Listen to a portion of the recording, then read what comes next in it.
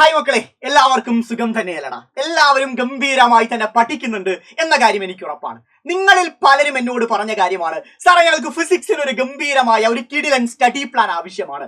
കാരണം സയൻസിൽ ഞങ്ങളെ ഏറ്റവും കൂടുതൽ കുഴപ്പിക്കുന്നത് ഫിസിക്സും അതിനകത്ത് വരാൻ പോകുന്ന അല്ലെങ്കിൽ വന്നിട്ടുള്ള ന്യൂമറിക്കൽ ക്വസ്റ്റ്യൻസും കൺസെപ്റ്റ് ഓറിയന്റഡ് ക്വസ്റ്റ്യൻസുമാണ്. ഇത്ര നാൾ ഞാൻ പ്രത്യേകിച്ചൊന്നും പഠിച്ചിട്ടില്ല. ഇനിയുള്ള ദിവസം ഞാൻ എഫക്റ്റീവായി പഠിച്ചാൽ എനിക്ക് ബോർഡ് എക്സാമിന് ഏറ്റവും മികച്ച മാർക്ക് നേടിയെടുക്കാൻ സാധിക്കുമോ, അതിന് സഹായകമാവുന്ന ഒരു സ്റ്റഡി പ്ലാൻ എനിക്ക് ആവശ്യമാണ് എന്ന് നിങ്ങൾ പറഞ്ഞിരുന്നു മക്കളെ. നിങ്ങൾക്ക് വേണ്ടി ഇതാ ഏറ്റവും കിടിലൻ സ്റ്റഡി പ്ലാനുമായിട്ടാണ് ഞാൻ വന്നിരിക്കുന്നത്. ഇനിയുള്ള ദിവസം എങ്ങനെ പഠിക്കണം, എന്തിനൊക്കെ ഇമ്പോർട്ടൻസ് കൊടുക്കണം, എന്തൊക്കെ നിങ്ങൾ ശ്രദ്ധിക്കണം എന്ന കാര്യമാണ് ഇവിടെ നമ്മൾ ഡിസ്കസ് ചെയ്യാൻ പോകുന്നത്. ഒട്ടും ലേറ്റ് ആക്കാതെ കാര്യങ്ങളിലോട്ട് കിടക്കാം. ഫൈൻ. സോ ആദ്യം എല്ലാ കുട്ടികളും പറയുന്ന കാര്യമാണ്, സാറേ എങ്ങനെ പഠിക്കണം. ഇപ്പോഴും ഞാൻ വലിയ സീരിയസ്നെസ്സോടുകൂടി തന്നെ ഫിസിക്സിനെ അപ്രോച്ച് ചെയ്തിട്ടില്ല. സോ എങ്ങനെയാണ് പഠിക്കേണ്ടത്, എന്തൊക്കെയാണ് ശ്രദ്ധിക്കേണ്ടത് മക്കളെ? ആദ്യം നിങ്ങൾ തിരിച്ചറിയേണ്ട കാര്യം എന്ന് പറഞ്ഞാൽ ക്വസ്റ്റ്യൻ പാറ്റേൺ ആണ്. ആദ്യം നിങ്ങൾ എല്ലാവരും തിരിച്ചറിയേണ്ട കാര്യം എന്ന് പറഞ്ഞാൽ ക്വസ്റ്റ്യൻ പാറ്റേൺ ആണ്. നമ്മുടെ ഈ വർഷത്തെ 2025 മോഡൽ ക്വസ്റ്റ്യൻ പേപ്പർ നമുക്ക് വന്നിട്ടുണ്ട്. സോ അത് നിങ്ങളൊന്ന് അനലൈസ് ചെയ്ത് കഴിഞ്ഞു വെച്ചാൽ ക്വസ്റ്റ്യൻ പാറ്റേണെ പറ്റി നല്ലൊരു വ്യക്തത നിങ്ങൾക്ക് വരും. സോ അതെങ്ങനെയാണ് എന്ന കാര്യം നമുക്കൊന്ന് പരിശോധിക്കാം.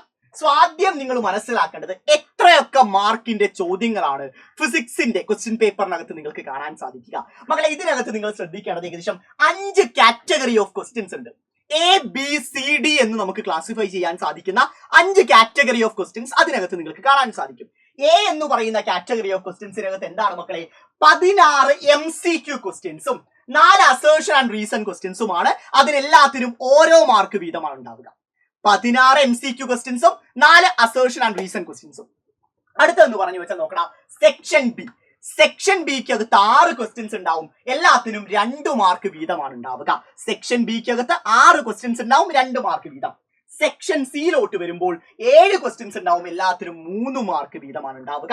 സെക്ഷൻ ഡിയിലോട്ട് വരുമ്പോൾ 3 ക്വസ്റ്റ്യൻസ് ആണ്, എല്ലാത്തിനും 5 മാർക്ക് വീതമാണ് ഉണ്ടാവുക. ഏറ്റവും അവസാനത്തെ സെക്ഷൻ ആണ് സെക്ഷൻ ഇ എന്ന് പറയുന്നത്. 3 കേസ് സ്റ്റഡി ബേസ്ഡ് ക്വസ്റ്റ്യൻസ് ആണ്. എന്താണ് മക്കളെ?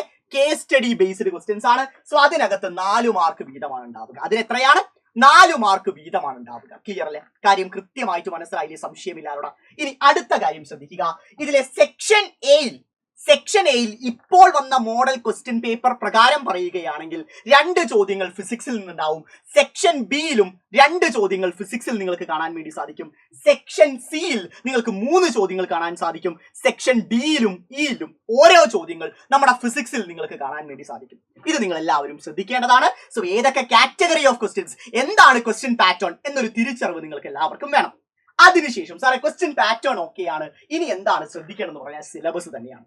പല കുട്ടികൾക്കും ഓപ്പൺലി ഞാൻ പറയാണ്, നിങ്ങൾ പൊക്കി പറയാന്ന് വിചാരിക്കരുത്, ഇപ്പോഴും പലർക്കും ചാപ്റ്റേഴ്സിന്റെ പേര് പോലും അറിയില്ല.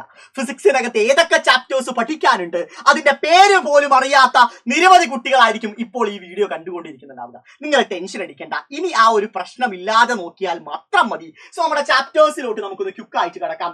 സോ ആദ്യത്തെ ചാപ്റ്റർ എന്ന് പറഞ്ഞാൽ ലൈറ്റ്, റിഫ്ലക്ഷൻ ആൻഡ് റിഫ്രാക്ഷൻ എന്ന് പറയുന്ന ചാപ്റ്റർ ആണ്. രണ്ടാമത്തത് human I and the colourful world ആണ്. നെക്സ്റ്റ് വൺ ഇലക്ട്രിസിറ്റി ആണ്. അടുത്ത magnetic effect of electric current ആണ്. ഇതാണ് നമ്മുടെ ചാപ്റ്റേഴ്സ് എന്ന് പറയുക. ഇതിൽ ഏത് ചാപ്റ്ററിനാണ് ഞങ്ങൾ ഏറ്റവും കൂടുതൽ പ്രാധാന്യം കൊടുക്കേണ്ടത്?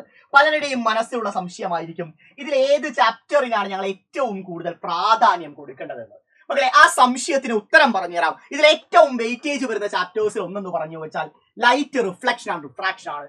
അടുത്ത ഏറ്റവും പ്രധാനപ്പെട്ട ചാപ്റ്റർ എന്ന് പറഞ്ഞാൽ ഇലക്ട്രിസിറ്റി ആണ്. ഈ 2 ചാപ്റ്റേഴ്സിന് കൂടുതൽ വെയിറ്റേജ് കൊടുക്കുക, അല്ലെങ്കിൽ കൂടുതൽ വെയിറ്റേജിന് ചോദ്യം വരുന്ന ചാപ്റ്റേഴ്സ് ഇവ 2 എല്ലാം നിങ്ങൾ പഠിക്കണം. ഏറ്റവും പ്രാധാന്യത്തോടെ ഈ 2 ചാപ്റ്റേഴ്സ് ആണ് നിങ്ങൾ പഠിക്കേണ്ടത്.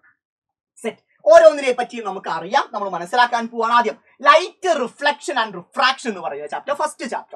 ഫസ്റ്റ് ചാപ്റ്ററിന്റെ പ്രത്യേകത എന്ന് പറഞ്ഞാൽ ഇതിൽ നിങ്ങൾ ഏറ്റവും കോംപ്ലിക്കേറ്റഡ് ആയിട്ട് മാറ്റുന്നത് ഇതിനകത്തിൽ നിന്നുള്ള റേ ഡയഗ്രാംസ് ആണ്. Image formation, ray diagram. അതിപ്പോ ഏത് കേസിലാണെങ്കിലും, റിഫ്ലക്ഷന്റെ കേസിലാണെങ്കിലും, റിഫ്രാക്ഷന്റെ കേസിലാണെങ്കിലും, മിററിന്റെ കേസിലാണെങ്കിലും, ലെൻസിന്റെ കേസിലാണെങ്കിലും എന്റെ മക്കളെ കുഴപ്പിക്കുന്നത് ഇതിൽ നിന്നുള്ള റേ ഡയഗ്രാംസ് തന്നെയാണ്. അതെങ്ങനെ ക്രാക്ക് ചെയ്യാൻ സാധിക്കും? അത് ക്രാക്ക് ചെയ്യാൻ പ്രത്യേകിച്ച് നിങ്ങൾ വളഞ്ഞ വഴികൾ ഒന്നും ആലോചിക്കേണ്ട ആവശ്യമില്ല. ഒന്നിൽ കൂടുതൽ തവണ ഒന്ന് വരച്ചു നോക്കിയാൽ തന്നെ നമുക്ക് ഇതിനകത്തുള്ള എല്ലാ റേ ഡയഗ്രാംസും ക്രാക്ക് ചെയ്യാൻ സാധിക്കും. അടുത്ത ഒരു പ്രശ്നം, എല്ലാവരും നേരിടുന്ന പ്രശ്നം എന്ന് പറഞ്ഞാൽ ന്യൂമറിക്കൽസ് ആണ്. ന്യൂമറിക്കൽസ് എന്ന് പറഞ്ഞാൽ ഇതിനകത്ത് പല പല ന്യൂമറിക്കൽസ് വരാം. അഥവാ മിറർ ഫോർമുല ഓറിയന്റഡ് ആയ ന്യൂമറിക്കൽസ് ഉണ്ട്, ലെൻസസ് ഫോർമുല ഓറിയന്റഡ് ആയ ന്യൂമറിക്കൽസ് ഉണ്ട്, മാഗ്നിഫിക്കേഷൻ ഓറിയന്റഡ് ആയ റേഡിയസ് ഓഫ് കർവേച്ചർ കണ്ടുപിടിക്കുന്ന പോലുള്ള ന്യൂമറിക്കൽസ് ഒക്കെ ചോദിക്കാറുണ്ട്. സോ നിരവധി ന്യൂമറിക്കൽ ക്വസ്റ്റ്യൻസ് ഇതിൽ നിന്ന് നിങ്ങൾക്ക് പ്രതീക്ഷിക്കാം. എല്ലാം നിങ്ങൾ പഠിക്കണം, എല്ലാം നിങ്ങൾ മനസ്സിലാക്കണം. കാരണം ഓരോരോ പരീക്ഷകളിലും വ്യത്യസ്തമായ ന്യൂമറിക്കൽ ഓറിയന്റഡ് ആയ ക്വസ്റ്റ്യൻസ് ആണ് ചോദിക്കുന്നത്. എങ്കിൽ പോലും ഇതിൽ ഏറ്റവും കൂടുതൽ നിങ്ങൾ പ്രാധാന്യം കൊടുക്കേണ്ടത് റിഫ്ലക്ഷൻ ഓറിയന്റഡ് ആയ ന്യൂമറിക്കൽസ് ആണ്. റിഫ്രാക്ഷൻ ഓറിയന്റഡ് ആയ കൺസെപ്റ്റ് ഓറിയന്റഡ് ക്വസ്റ്റ്യൻസുമാണ് പരീക്ഷയിൽ പൊതുവേ കാണാറുള്ളത്. മാറി മാറി വരാറുമുണ്ട്, രണ്ടും നിങ്ങൾ പഠിക്കേണ്ടതാണ്. എങ്കിൽ പോലും ഞാൻ പറയുന്നു, ഈ കാറ്റഗറിയിൽ നിങ്ങൾ ഈ പറയുന്ന ന്യൂമറിക്കൽസിന് വലിയ പ്രാധാന്യം തന്നെ കൊടുത്തിരിക്കണം. റൈറ്റ്, അടുത്തതിലോട്ട് കിടക്കാം. Next chapter. അടുത്ത ചാപ്റ്റർ എന്ന് പറഞ്ഞാൽ നിങ്ങൾക്ക് എല്ലാവർക്കും അറിയാം, human I and the colourful world ആണ്. ഇതിനകത്ത് അധികം ടോപ്പിക്കുകളൊന്നുമില്ല, കൺസെപ്റ്റ് ഓറിയന്റഡ് ക്വസ്റ്റ്യൻസ് തന്നെയാണ് പരമാവധി ചോദിക്കാറുള്ളത്. ജസ്റ്റ് കൺസെപ്റ്റുകൾ മനസ്സിലാക്കുക, എളുപ്പത്തിൽ മാർക്ക് സ്കോർ ചെയ്യുക. ഇതിൽ ഏറ്റവും കൂടുതൽ പരീക്ഷയ്ക്ക് ചോദിക്കുന്ന ഒരു കൈൻഡ് ഓഫ് ക്വസ്റ്റ്യൻ ആണ് എന്തെന്ന് പറയുന്നത്, കണ്ണിന്റെ ഡിഫക്റ്റുകളും അതെങ്ങനെയൊക്കെ റെക്ടിഫൈ ചെയ്യാം. ഷോർട്ട് സൈറ്റ്, ലോങ് സൈറ്റ്, അങ്ങനെ കുറെ ഡിഫക്റ്റുകൾ നമുക്ക് പഠിക്കാനുണ്ട്. അത് റെക്ടിഫൈ ചെയ്യാൻ വേണ്ടി ഏത് തരം ലെൻസ് ആണ് നമ്മൾ ഉപയോഗിക്കേണ്ടത്, അതിൽ എവിടെയാണ് ഇമേജ് ഫോർമേഷൻ നടക്കുക എന്ന കാര്യമൊക്കെ, അതായത് റെറ്റിനയ്ക്ക് മുന്നിലാണോ റെറ്റിനയ്ക്ക് പുറകിലാണോ, അത് ഏത് ലെൻസ് ഉപയോഗിച്ച് റെക്ടിഫൈ ചെയ്യാം എന്ന തരത്തിലുള്ള ചോദ്യങ്ങൾ പരീക്ഷകളിൽ ചോദിക്കാറുണ്ട്. അടുത്തത് ഡിസ്പേർഷൻ ഓഫ് ലൈറ്റ്, അതുപോലെ തന്നെ atmospheric refraction, scattering of light. ഇതിൽ നിന്ന് പരീക്ഷയ്ക്ക് എങ്ങനെ അറിയോ ചോദ്യം വരിക, അപ്ലിക്കേഷൻ ഓറിയന്റഡ് ആയ ക്വസ്റ്റ്യൻ. ഒരു ഉദാഹരണം പറയുകയാണെങ്കിൽ, എന്തുകൊണ്ടാണ് ആകാശം നീല നിറത്തിൽ കാണുന്നത്? എന്തുകൊണ്ടാണ് സൺറൈസ് സമയത്തും സൺസെറ്റ് സമയത്തും നമുക്ക് സൂര്യനെ ചുവന്ന നിറത്തിൽ കാണാൻ സാധിക്കുന്നത്? അങ്ങനെ പല പല ക്വസ്റ്റ്യൻ. എന്തുകൊണ്ടാണ് നക്ഷത്രം തിളങ്ങുന്നതായിട്ട് തോന്നുന്നത്? സോ ഇതൊക്കെ നമുക്ക് ഈ പറയുന്ന ഫിനോമിനാസുമായിട്ട് കണക്ട് ചെയ്യാൻ സാധിക്കും. സോ അത്തരത്തിലുള്ള അപ്ലിക്കേഷൻ ഓറിയന്റഡ് ക്വസ്റ്റ്യൻസ് ആണ് ഈ അവസാനമുള്ള 3 ടോപ്പിക്കുകളിൽ നിന്നും നിങ്ങൾ പ്രതീക്ഷിക്കേണ്ടത്. ഡിഫക്റ്റ് ഓഫ് ഐ ഓറിയന്റഡ് ആയ റേ ഡയഗ്രാം വരയ്ക്കാൻ വേണ്ടി നിങ്ങൾക്ക് ചോദിക്കാറുണ്ട്. ചിലപ്പോൾ എവിടെയാണ് ഇമേജ് ഫോർമേഷൻ നടക്കുന്നത്, അത് ഏത് ലെൻസ് ഉപയോഗിച്ച് റെക്ടിഫൈ ചെയ്യുമ്പോൾ അതെങ്ങനെ റെറ്റിനയിൽ നടക്കുന്നു എന്ന കാര്യങ്ങൾ നിങ്ങൾക്ക് ആ പാത്ത് നിങ്ങൾ പ്രോപ്പർലി വരച്ച് തന്നെ പഠിക്കണം. നെക്സ്റ്റ് ചാപ്റ്റർ ഏറ്റവും പ്രധാനപ്പെട്ട ചാപ്റ്റർ ആണ്, നിങ്ങൾ പലരെയും കുഴപ്പിക്കുന്ന ചാപ്റ്റർ ആണ്. എന്തെന്ന് പറയുന്നത് ഇലക്ട്രിസിറ്റി. ഈ ചാപ്റ്റർ നിങ്ങളെ കുഴപ്പിക്കാനുള്ള പ്രധാന കാരണം ഇതിനകത്തുള്ള സർക്യൂട്ടുകളാണ്.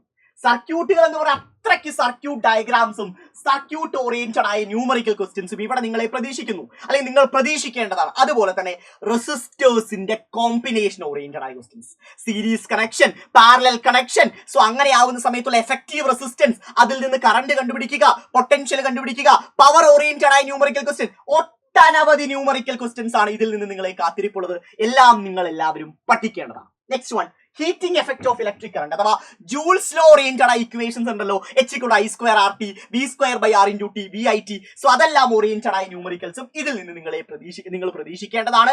അവയെല്ലാം പരീക്ഷയ്ക്ക് വരാം. സോ ഏറ്റവും കൂടുതൽ കുട്ടികൾക്ക് മാർക്ക് നഷ്ടപ്പെടുന്നത്, ഏറ്റവും കൂടുതൽ കുട്ടികളെ കുഴപ്പിക്കുന്ന ചാപ്റ്റർ ആണ് ഇലക്ട്രിസിറ്റി എന്ന് പറയുന്നത്. അടുത്തത് നിസ്സാരമായ ചാപ്റ്റർ ആണ്, വലിയ ബുദ്ധിമുട്ടൊന്നുമില്ല. നെക്സ്റ്റ് ചാപ്റ്ററിന്റെ പേര് magnetic effect of electric current ആണ്. നമുക്ക് എല്ലാവർക്കും അറിയാം, ഒരു കണ്ടക്ടറിലൂടെ കറണ്ട് ഒഴുകുകയാണെങ്കിൽ അതിന് ചുറ്റും മാഗ്നറ്റിക് ഫീൽഡ് ഉണ്ടാവും. സോ ആ ഒരു ഐഡിയ നിങ്ങളുടെ മനസ്സിനകത്തുണ്ടെങ്കിൽ നിങ്ങൾക്ക് ഇതിനകത്തുള്ള എല്ലാ കാര്യങ്ങളും ക്രാക്ക് ചെയ്യാൻ സാധിക്കും.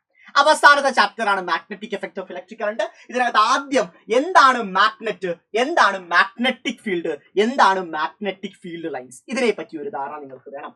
നെക്സ്റ്റ് വൺ, ഒരു കറന്റ് ക്യാരിയിങ് കണ്ടക്ടറിന് ചുറ്റുമുള്ള മാഗ്നറ്റിക് ഫീൽഡ് എങ്ങനെ കണ്ടുപിടിക്കാം, അതിന് ഏത് റൂളാണ് നമ്മളെ സഹായിക്കുക? Yes, right hand thumb rule ആണ്. മാക്സ്വെലിന്റെ റൈറ്റ് ഹാൻഡ് തമ്പ് റൂൾ ആണ് സഹായിക്കുക. അത് നിങ്ങൾ മനസ്സിലാക്കണം. ഫോഴ്സ് കണ്ടുപിടിക്കാൻ ഏത് റൂളാണ്? ഫോഴ്സ് കണ്ടുപിടിക്കാൻ ഫ്ലെമിങ്ങിന്റെ ലെഫ്റ്റ് ഹാൻഡ് റൂൾ ആണ്. അത് നിങ്ങൾ മനസ്സിലാക്കണം. അടുത്ത എന്താണ്? ഒരു കറന്റ് ക്യാരിയിങ് സോളിനോയിഡ് മൂലമുള്ള മാഗ്നറ്റിക് ഫീൽഡിനെ പറ്റി നിങ്ങൾക്ക് അറിയണം. അതുപോലെ തന്നെ ഡൊമസ്റ്റിക് ഇലക്ട്രിക് സർക്യൂട്ടുകളുടെ ഡയഗ്രാംസ് നമ്മുടെ ടെക്സ്റ്റ് ബുക്കിനകത്തുണ്ട്, അതും നിങ്ങൾ പഠിച്ചിരിക്കണം. സോ ഇതൊക്കെയാണ് നമ്മുടെ ചാപ്റ്ററിലുള്ള പ്രധാനപ്പെട്ട കീ ടോപ്പിക്സ് എന്ന് പറയുന്നത്. ഇതെല്ലാം നിങ്ങൾക്ക് ഫെമിലിയർ ആയിരിക്കണം. ഫൈൻ, ഇത് ഏകദേശം എല്ലാം ഉണ്ടല്ലോ എന്ന് പറയാൻ ഇതിനകത്ത് എല്ലാം ഉൾപ്പെടുത്തിയിട്ടില്ല. ഏറ്റവും കൂടുതൽ പരീക്ഷകളിൽ ചോദിക്കുന്ന ഇമ്പോർട്ടന്റ് ടോപ്പിക്സ് മാത്രമേ ഇതിനകത്ത് ഞാൻ ഉൾപ്പെടുത്തിയിട്ടുള്ളൂ. കാരണം ഈ പറയുന്ന 5 എണ്ണമല്ല ആ ചാപ്റ്ററിനകത്ത് ഉൾക്കൊള്ളുന്നത്, ഇതിനേക്കാളും ഉണ്ട്. പക്ഷെ ഏറ്റവും നിങ്ങൾ പ്രാധാന്യം കൊടുക്കേണ്ടത് ഇവയ്ക്കൊക്കെയാണ്. റൈറ്റ്, അടുത്ത കാര്യത്തിലോട്ട് കിടക്കാൻ മക്കളെ ശ്രദ്ധിക്കണം. നെക്സ്റ്റ് വൺ, ആദ്യത്തെ സ്റ്റെപ്പ്, നിങ്ങൾ ഫോളോ ചെയ്യേണ്ട ആദ്യത്തെ സ്റ്റെപ്പ് എന്ന് പറഞ്ഞാൽ, ഒരു ചാപ്റ്റർ ഉണ്ടെങ്കിൽ ആ ചാപ്റ്ററിന് ആദ്യം തന്നെ മുഴുവനും പഠിച്ചെടുക്കാമെന്ന് തോന്നൽ നിങ്ങൾക്കുണ്ടെങ്കിൽ, ലാലേട്ടൻ നരസിംഹത്തിൽ പറയുന്ന പോലെ അതിമോഹം മാത്രമാണ് മോനെ അതിമോഹം. ഒരിക്കലും അങ്ങനെ പഠിക്കാൻ നിങ്ങൾ ആരും ആഗ്രഹിക്കരുത്. കാരണം നമുക്ക് ആവശ്യത്തിൽ കൂടുതൽ സമയമുണ്ട്. നമ്മൾക്ക് ആകെ 4 ചാപ്റ്റേഴ്സ് അല്ലേ ഉള്ളൂ. നമ്മുടെ മുന്നിൽ അത്യാവശ്യം സമയമുണ്ട്. ഏകദേശം ഒരു 4 മാസം നിങ്ങൾക്ക് കണക്കിലെടുക്കാം. സോ ഇവിടെ മക്കളെ നിങ്ങൾ ശ്രദ്ധിക്കേണ്ട കാര്യം, ഏറ്റവും പ്രധാനപ്പെട്ട കാര്യം എന്ന് പറഞ്ഞു വെച്ചാൽ, ഒരു ചാപ്റ്റർ ഉണ്ടെങ്കിൽ ആ ചാപ്റ്ററിനെ ഡിഫറെന്റ് പാർട്സ് ആയിട്ട് ഡിവൈഡ് ചെയ്യാം. ടോപ്പിക്കിന്റെ അടിസ്ഥാനത്തിൽ ഒരു 4 പാർട്ടായിട്ടെങ്കിലും മിനിമം ആ ചാപ്റ്റർ നിങ്ങൾ സ്പ്ലിറ്റ് ചെയ്യണം. എന്നിട്ട് 2 ദിവസം എടുത്ത് ഒരു പാർട്ട് പഠിക്കുക, അടുത്ത 2 ദിവസം എടുത്ത് അടുത്ത പാർട്ട് പഠിക്കുക, ദെൻ നെക്സ്റ്റ് 2 ഡേയ്സിൽ അടുത്തത്. മനസ്സിലാവുന്നുണ്ടോ? ആ രീതിയിൽ പഠിച്ചാൽ മാത്രം മതി. ഇന്ന് തന്നെ മുഴുവനും പഠിക്കണമെന്ന് തോന്നൽ നിങ്ങളുടെ മനസ്സിൽ നിന്ന് ആദ്യം എടുത്തു മാറ്റുക. സോ ചാപ്റ്ററിനെ സ്പ്ലിറ്റ് ചെയ്യുക എന്നതാണ് നമ്മുടെ ആദ്യത്തെ പരിപാടി എന്ന് പറയുന്നത്. റൈറ്റ്. അടുത്ത സ്റ്റെപ്പ്, സെക്കൻഡ് സ്റ്റെപ്പ് എന്ന് പറഞ്ഞാൽ ഒരു ചാപ്റ്റർ നമ്മൾ പഠിക്കുമ്പോൾ ഇതെല്ലാം നിങ്ങൾ ചെയ്തിരിക്കണം. ഒന്നാമത്തെ ഷോർട്ട് നോട്ട്സ് ചെയ്തിരിക്കാം. അല്ലാതെ ടെക്സ്റ്റ് ബുക്ക് ഓൾവേസ് കയ്യിൽ കരുതാം, ടെക്സ്റ്റ് ബുക്ക് ഓൾവേസ് റെഫർ ചെയ്തുകൊണ്ടിരിക്കാം എന്നതിനപ്പുറം ഒരു ചാപ്റ്റർ പഠിക്കുന്ന സമയത്ത് നിങ്ങളുടെ ലെക്ചർ നോട്ട്സ് അല്ലെങ്കിൽ നിങ്ങൾ എഴുതുന്ന ഷോർട്ട് നോട്ട്സിന് വളരെയധികം ഇമ്പോർട്ടൻസ് ഉണ്ട്. സോ ഉറപ്പായും ഷോർട്ട് നോട്ട്സ് എന്റെ മക്കളെ നിങ്ങൾ എഴുതിയിരിക്കണം. അടുത്ത കാര്യം എന്ന് പറഞ്ഞാൽ പ്രീവിയസ് ഇയർ ക്വസ്റ്റ്യൻസ്.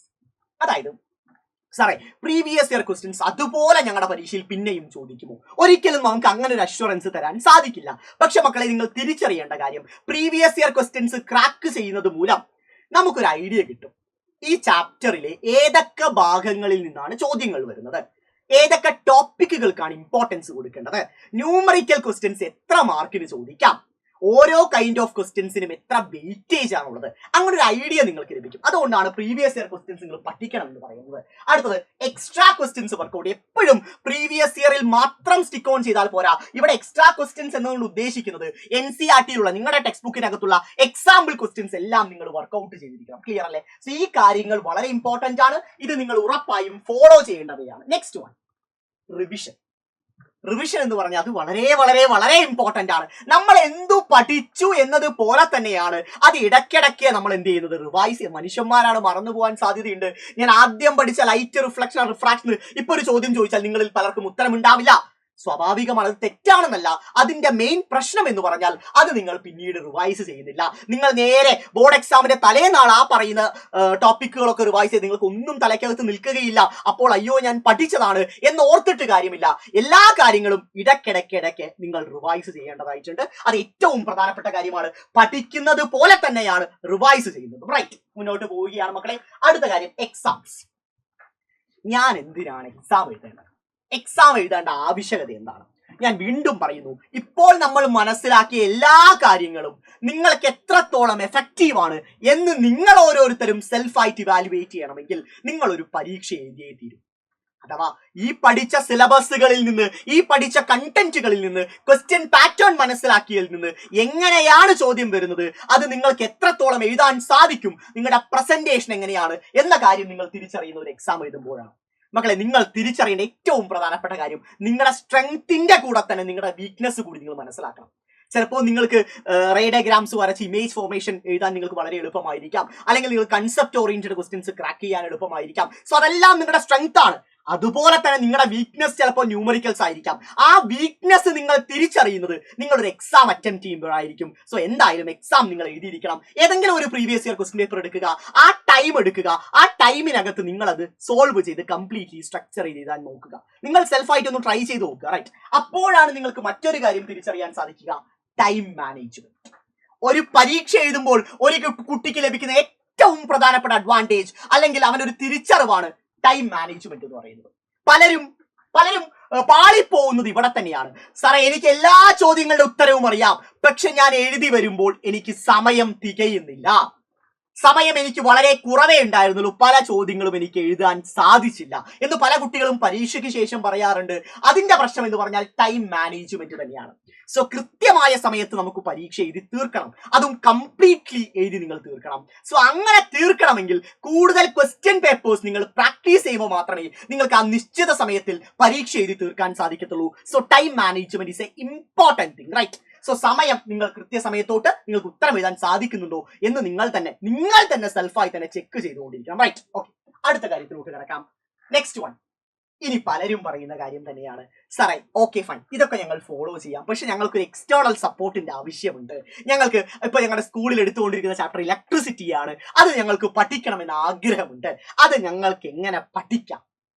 നിങ്ങൾ പേടിക്കണ്ട, നിങ്ങളുടെ കൂടെ എപ്പോഴും സൈലം ഉണ്ടടാ മക്കളെ, നിങ്ങളുടെ കൂടെ ഞാനുണ്ടാ മക്കളെ ഫിസിക്സ് സെറ്റ് ആക്കാൻ വേണ്ടിയിട്ട്. സോ നിങ്ങളിൽ പലരെയും കുഴപ്പിക്കുന്ന ഇലക്ട്രിസിറ്റി എന്ന് പറയുന്ന കൊല കൊമ്പനെ ചങ്ങലപ്പൂട്ടിട്ട് മുറുക്കാൻ വേണ്ടി ആ ചാപ്റ്ററിന്റെ വൺ ഷോട്ട് റിവിഷനുമായി ഒരൊറ്റ ലൈവിൽ ആ ചാപ്റ്ററിനകത്തുള്ള എല്ലാ കൺസെപ്റ്റുകളും എല്ലാ പോസിബിൾ ന്യൂമറിക്കൽസും എല്ലാ പ്രീവിയസ് ഇയർ ക്വസ്റ്റ്യൻസും ആയിട്ടാണ് ഞാൻ വരുന്നത്. എപ്പോഴാണ് മക്കളെ? 30-ാം തീയതി, ഈ വരുന്ന 30-ാം തീയതി രാത്രി കൃത്യം 7 മണിക്കാണ് നമ്മുടെ ക്ലാസ് 10 CBSE ചാനലിലാണ് ലൈവ് ഉള്ളത്. സോ നിങ്ങൾ എല്ലാവരും കൃത്യസമയത്ത് ലൈവിൽ ഉണ്ടാവണം. ലൈവിന്റെ ലിങ്ക് താഴെയുണ്ട്. എല്ലാവരും കയറി ലൈക്ക് ചെയ്ത് നോട്ടിഫൈ ചെയ്ത് വെക്കുക. അതുപോലെ തന്നെ ഈ സ്റ്റഡി പ്ലാൻ അല്ലെങ്കിൽ ഈ പറയുന്ന കാര്യങ്ങൾ നിങ്ങൾക്ക് എത്രത്തോളം എഫക്റ്റീവ് ആയിരുന്നു, സാർ ഇതൊക്കെ ഇനി ഞാൻ ശ്രദ്ധിച്ചോളാം, ഈ ഒരു കാര്യം ഇന്നേ വരെ ഞാൻ നോക്കിയിട്ടുണ്ടായിരുന്നില്ല, പക്ഷെ ഇനി ഞാൻ അതെല്ലാം നോക്കും, ഇനി ഞാൻ അതെല്ലാം ശ്രദ്ധിക്കും, ഇനി ഞാൻ സ്ട്രക്ചേർഡ് ആയിട്ട് പഠിച്ചു തുടങ്ങും എന്നാണെങ്കിൽ ചാറ്റ് ബോക്സ് കമന്റ് ബോക്സിനകത്ത് എല്ലാവരും കമന്റ് ചെയ്യണം. യൂസ്ഫുൾ ആയ കാര്യം എല്ലാവരും അറിയിക്കണം മക്കളെ. എങ്കിലേ തുടർന്ന് ഇതുപോലുള്ള വീഡിയോസുമായിട്ട് ഞാൻ വരത്തുള്ളൂ. സോ നാളത്തെ ലൈവ് ആരും തന്നെ മിസ് ചെയ്യരുത്. എല്ലാവരും ലൈവിൽ ഉണ്ടാവണം. അടിപൊളിയായിട്ട് നമുക്ക് പഠിക്കാം മക്കളെ. So love you all. Tata.